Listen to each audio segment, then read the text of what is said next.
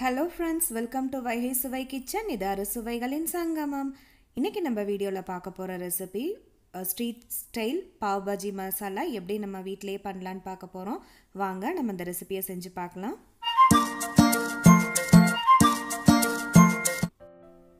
பொடிசா நறுக்குன தக்காளி 2, கொடமிளகாய் 1, வெங்காயம் 2, அதுக்கப்புறம் ட்ரை மேங்கோ பவுடர் இல்லனா ஆம்ச்சூர் பவுடர் 1 டீஸ்பூன், கஸ்தூரி மெத்தி 2 டீஸ்பூன், மஞ்சள் பொடி 1 டீஸ்பூன், உப்பு தேவையான அளவு, பாவ் பாஜி மசாலா பவுடர் 1 டேபிள்ஸ்பூன், பாவு, அப்புறம் பட்டர் 1 டீஸ்பூன், பொடிசா நறுக்குன கொத்தமல்லி 1/2 கப், லெமன் 1/2, 3 வேக வச்ச பொட்டேட்டோ. இப்போ நம்ம ஒரு pan அடுப்பில் வச்சு அதில் 1 டீஸ்பூன் பட்டர் சேர்த்துக்க போகிறோம். இப்போ பட்டர் கொஞ்சம் நல்லா உருகி வரும்போது நம்ம பொடிசாக நறுக்கி வச்ச ஆனியன்ஸை சேர்த்து நல்லா ஒரு 2 நிமிஷத்துக்கு நல்லா வதக்கி விடுங்க. ஆனியனோட பச்சை வாசனை போகணும். அதே மாதிரி உங்களுக்கு வெங்காயம் நல்லா டிரான்ஸ்பரண்ட் ஆகும்போது நீங்கள் 1 டீஸ்பூன் ஜிஞ்சர் கார்லிக் பேஸ்ட் சேர்த்துக்கோங்க. இப்போ இஞ்சி பூண்டோட பச்சை வாசனை போகணும். அது வரைக்கும் நல்லா வதக்கி விடுங்க.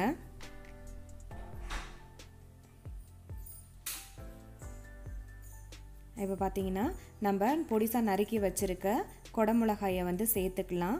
நான் இங்கே மீடியம் சைஸ் கொடமிளகாயை நறுக்கி வச்சுருக்கேன். இதையும் போட்டு ஒரு நிமிஷத்துக்கு நல்லா வதக்கி விடுங்க.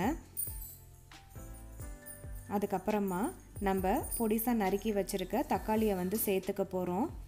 நீங்கள் இந்த வெஜிடபிள்ஸ் யூஸ் பண்ணும்போது கொஞ்சம் நல்லா ஃபைனாக சாப் பண்ணிங்கன்னா உங்களுக்கு எடுத்து சாப்பிடும்போது நல்லாயிருக்கும். இப்போ நம்ம தக்காளி நல்லா உங்களுக்கு சாஃப்டாக வதங்கி வரணும்.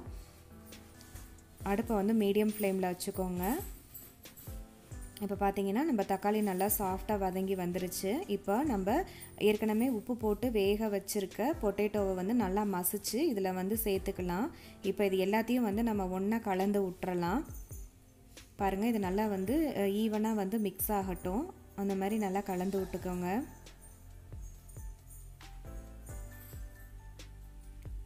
இப்போ நம்ம இது கூட 1/2 டீஸ்பூன் மஞ்சள் தூள் சேர்க்க போகிறோம். இப்போ அடுத்ததாக நம்ம காஷ்மீர் மிளகாய் பொடி 1 டீஸ்பூன் சேர்க்க போகிறோம். இது கலர் உங்களுக்கு கொஞ்சம் நல்லா கொடுக்கும். நம்ம 1 tablespoon pav bhaji masala add பண்ண போகிறோம். இது நம்ம ஏற்கனவே வீட்டில் செஞ்ச மசாலா. இதுக்கான லிங்க் நான் டிஸ்கிரிப்ஷன் பாக்ஸில் கொடுக்குறேன். இது எல்லாம் சேர்த்ததுக்கப்புறமா இதை நீங்கள் நல்லா மிக்ஸ் பண்ணி விடுங்க. இது வாசம் ரொம்ப சூப்பராக இருக்கும். பாருங்கள், இந்த மாதிரி நல்லா மிக்ஸ் பண்ணி விடுங்க. ஃப்ரெண்ட்ஸ், நீங்கள் நம்ம சேனலுக்கு புதுசாக இருந்தீங்கன்னா இந்த வீடியோ உங்களுக்கு பிடிச்சிருந்ததுன்னா மறக்காமல் சப்ஸ்கிரைப் பண்ணுங்கள், ஷேர் பண்ணுங்கள், கூடவே உங்களோட கமெண்ட்ஸை எங்களுக்கு தெரிவிங்க. பாருங்கள், இப்போ மிக்ஸ் பண்ணதுக்கப்புறமா நம்ம ஒரு 1/2 கப் வாட்டர் ஆட் பண்ண போகிறோம். இப்போ தண்ணி சேர்த்ததுக்கப்புறமா இதை இன்னும் நல்லா மிக்ஸ் பண்ணி விடுங்க.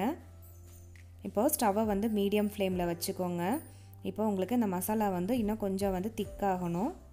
இது நல்லா கொஞ்சம் கொதித்து வரட்டும். ஒரு 2 to 3 மினிட்ஸ்க்கு நல்லா கொதித்து வரட்டும். அப்போ தான் உங்களுக்கு இந்த மசாலா கொஞ்சம் நல்லா திக்காகும். நம்ம போட்டிருக்க மசாலாவோட பச்சை வாசனையெல்லாம் போகும். இந்த சமயத்தில் நாம் இதுக்கு தேவையான அளவுக்கு உப்பு சேர்த்துக்கலாம். உப்பு சேர்த்ததுக்கப்புறமா கொஞ்சம் நல்லா மிக்ஸ் பண்ணி விட்ருங்க. இப்போ நம்ம ஒரு மூடி போட்டு மூடி வச்சிடலாம். ஒரு 5 மினிட்ஸ் இது நல்லா கொதித்து வரட்டும். அதில் இருக்க தண்ணியெலாம் கொஞ்சம் உங்களுக்கு வத்த ஆரம்பிக்கும்.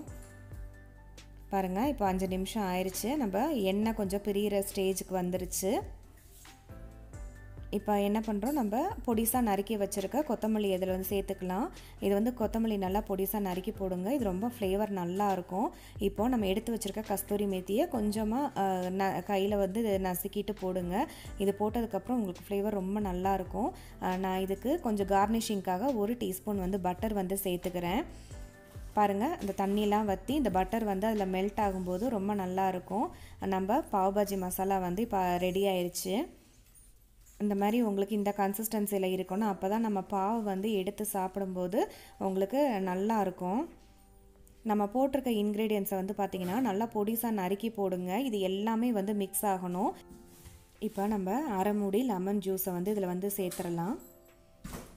இது கொஞ்சம் லைட்டாக புளிப்பு தன்மை இருக்கும். இப்போ வந்து ஒரு பேன் அடுப்பில் வச்சு அதில் 1 டீஸ்பூன் வந்து பட்டர் வந்து ஆட் பண்ணிவிட்டு நம்மக்கிட்ட இருக்க பாவை வந்து நம்ம இந்த மாதிரி நல்லா டோஸ்ட் பண்ணி எடுத்துடலாம். 2 பக்கமே டோஸ்ட் பண்ணி எடுங்க. மேலே போடும்போது உங்களுக்கு பட்டர் ஆட் பண்ணும்போது உங்களுக்கு நல்லா அந்த ஷைனிங்காக இருக்கும். அதே மாதிரி சாப்பிட்றதுக்கும் நல்லா இருக்கும். இந்த பட்டர் வந்து நல்லா கோல்டன் ப்ரௌனில் அந்த மாதிரி டோஸ்ட் பண்ணி எடுத்துருங்க. நம்ம எடுத்துருக்க அளவு பார்த்தோன்னா ஒரு 4 பேர் வந்து தாராளமாக சாப்பிடலாம். ஸோ அந்த மாதிரி நல்லா 2 பக்கமும் திருப்பி போட்டு வச்சுருங்க. ஸோ நம்ம இப்போ பாவு வந்து நம்ம ரெடி பண்ணிட்டோம். இப்போ நம்ம எடுத்து பாவ் பாஜியை வந்து நம்ம செஞ்சுருக்க மசாலா கூட சர்வ் பண்ண வேண்டியதான். ஃப்ரெண்ட்ஸ், நீங்கள் இந்த ரெசிபியை வந்து ட்ரை பண்ணி பாருங்கள். கண்டிப்பாக உங்களுக்கு பிடிக்கும். இதை பார்த்துட்டு எப்படி இருக்குன்னு சொல்லுங்கள். ஸோ ஃப்ரெண்ட்ஸ், நீங்கள் நம்ம சேனலுக்கு புதுசாக இருந்தீங்கன்னா மறக்காமல் சப்ஸ்கிரைப் பண்ணுங்கள், ஷேர் பண்ணுங்கள், உங்களோட கமெண்ட்ஸ் எங்களுக்கு தெரிவிங்க. தேங்க்யூ ஃபார் வாட்சிங். வைகை சுவை, இது அறுசுவைகளின் சங்கமம்.